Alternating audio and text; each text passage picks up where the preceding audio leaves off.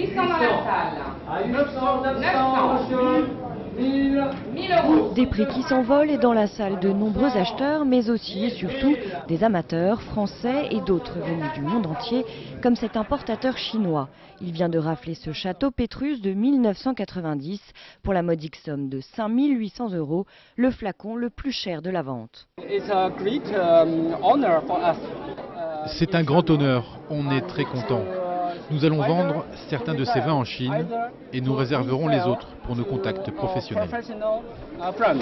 Multipliés par 2, 3 ou 4, les prix sont bien au-dessus des tarifs habituels. Pas de doute, l'estampille Palais de l'Élysée, très prestigieuse, fait vendre.